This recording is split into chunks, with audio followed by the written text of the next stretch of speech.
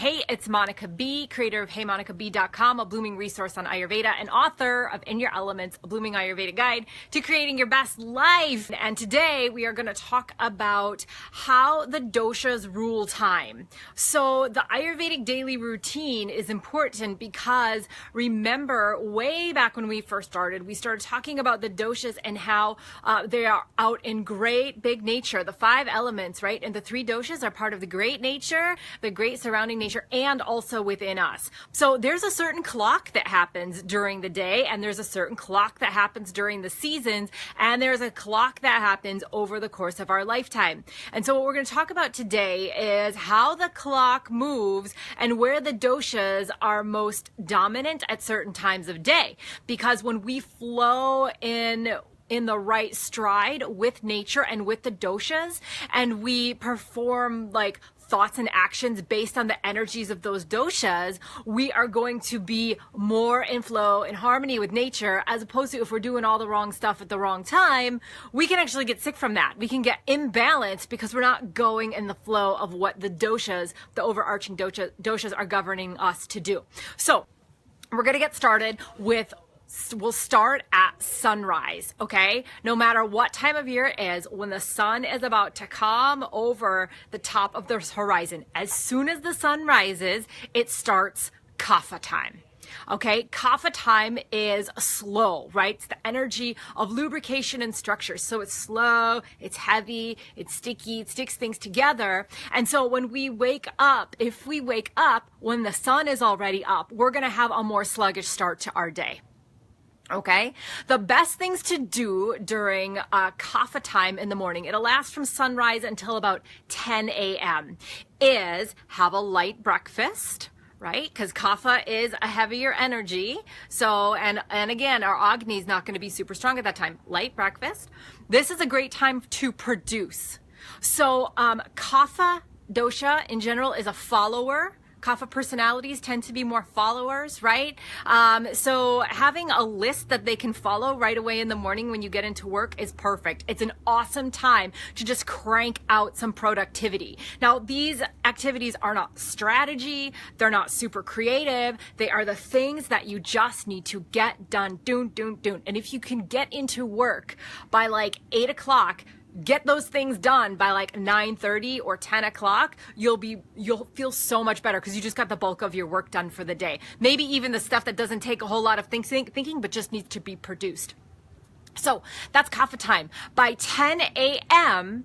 starts pitta time. The sun gets higher in the sky.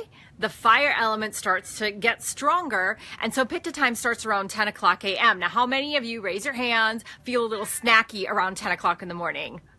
I do. You probably have pitta digestion, if that happens to you, or it's just part of pitta time, because pitta will make our agni get stronger too. So pitta time goes from about 10 a.m. until around 2 p.m. depending on the season where the sun is, right? It's not always perfect. Sun changes every day, but in between that time, this is perfect time to have your big lunch, right? So now we've got all 3 fires. We've got the sun, we've got pitta time, we've got our strong agni. All 3 fires are in alignment to digest a really nice lunch at that time. This is a great time for strategy. So putting together the bulk of your challenging work during the day between 10 and 2. Think about this when you're scheduling meetings with your team. You can have a really engaged team that is ready to think and they're ready to go because of this fire energy of pitta. It's transformation time, transforming our thoughts, transforming our strategies into action items and doable, projects, things that we want to create and build. Great time for that. Also good time for organizing. We have a lot of strength at this time of day. Okay. So around 2 o'clock p.m., how many of you get a little squirrely or you get like tired? Either squirrely or tired. Either people want to jump up and down and go chat at the water cooler, or they're like, let's go get a chai, or they're like, I need a cookie, or they're like, I need to run around the block, or they're just like, I'm so done with our meetings. Is it 5 o'clock yet? I'm tired. I'm wiped out. Yeah, it's because it's Vata energy. So Vata energy is the energy of movement, right? And if we're not in the right flow with Vata energy, sometimes we can feel tired by that time. Or we can feel very creative. So this is a great time. Yes, if you're squirrely at 2 o'clock, 2:30 in the afternoon or something like that, take your little self out, go for a walk, do some jumping jacks in a conference room, do some breathing exercises, touch your head, shoulders, knees and toes, something like that where you can get the energy out because Vata's telling you to move. This is also a great time for creative projects, creativity, inspiration. You're going to get a lot of your ideas most likely in the afternoon. For me, it's 4 o'clock. Like 4 o'clock hits and I'm just like, I have all these ideas, and then I'm like, the day's almost over. I got to capture these right away, which is perfect. Now, remember what I said about the task list in the morning? Listen, during Vata time, you're going to get all these ideas of things you should have done, things you want to do, things you haven't done yet, you don't want to forget to do them, etc. Write them down. You're going to take all those Vata thoughts and you're going to write them down as your task list to follow in the morning when you arrive and Kapha is present and all Kapha wants to do is follow. This gives Kapha something to follow. Does that make sense? It's an awesome productivity tip and it works really, really well. So Vata time, okay? And Vata time happens from about 2:30 and it goes until, let's say, 6 o'clock at night, sunset. Okay, obviously in the summer months, sunset is much later, but in the winter months, sunset's much earlier. So Vata time will go mid-afternoon until about sunset.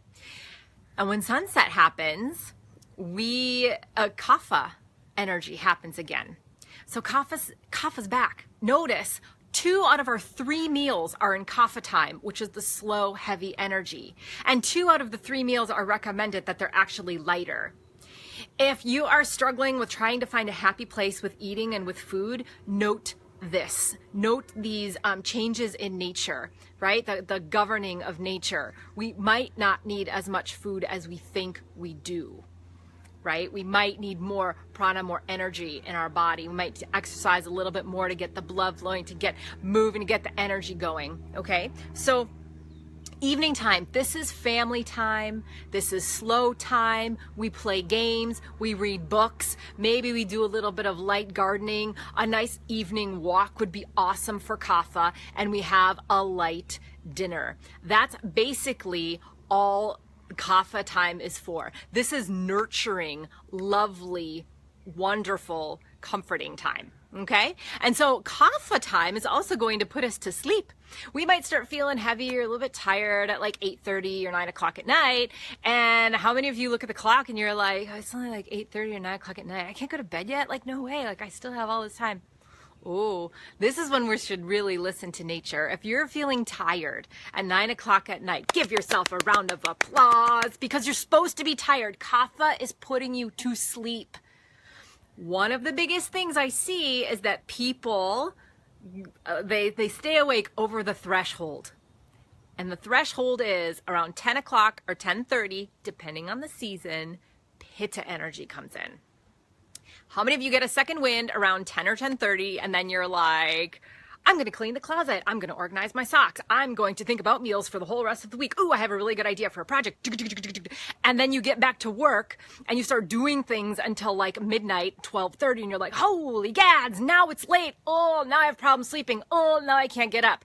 It's because you stayed up too late, and the energy of Pitta, that energy of transformation, transforms our thoughts, our food, our emotions, everything from the entire day. You might get pissed about something that happened way earlier in the day and you're like, dude, I thought I forgot about that. Here it is again. And I'm pissed again. It's because Pitta's doing its job.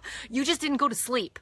So now you're awake and Pitta's doing its job and you're like doing all your stuff thinking you got a second wind, but Pitta energy is just doing its thing when you should be sleeping.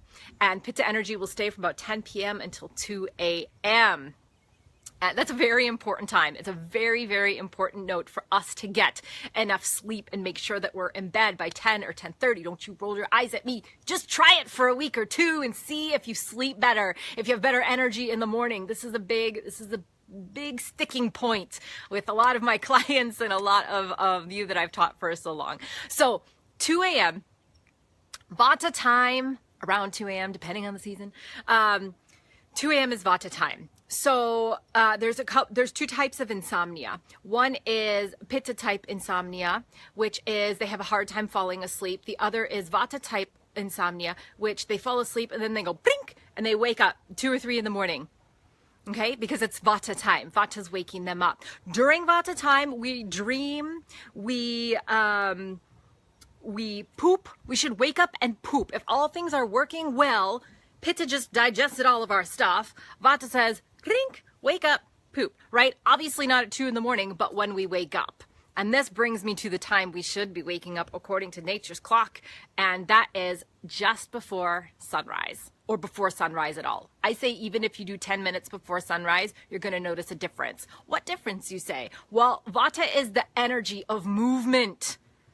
And when we rise in the energy of movement, we're going to get that fuel, that wind, that motion all day long, where we're going to feel like we can soar. We're going to feel more awake and more alert. And you're going to say, but I can't get up that early. Yeah, it's probably because you're going to bed too late. Ha! Is it true?